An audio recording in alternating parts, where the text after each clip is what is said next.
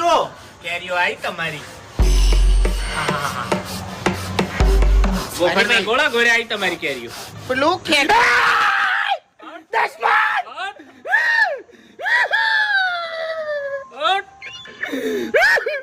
બચત કરવા નીકળ્યો છે લ્યા. હવે તમે આઈડિયા આલી હતી એટલે બચત તો કરવી પડે ટાણી હરીભાઈ ઘરમાં તો કશું ના વધે તારા ભાઈ કોઈ દાડો બચત કરી હતી હે?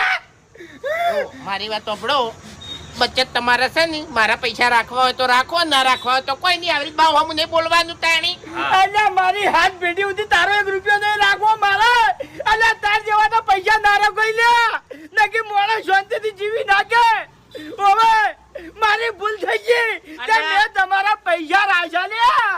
અરે પણ મેં બોલી તો કરી હતી કે ઇમરજન્સી આવે તો પૈસા લેવા પડશે ઇમરજન્સી હા એ તો વાપરજો.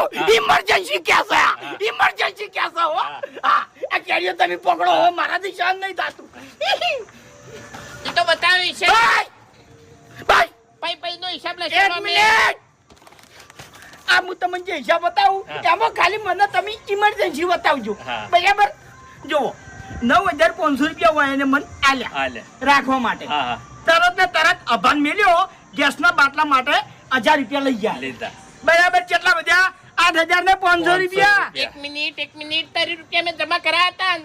એની વાત આવે છે એની વાત આવે છે. કરો વાત પછી આ ફેરથી 1000 રૂપિયા લઈ ગયા રહ્યા. એ શું કરવા લઈ ગયા?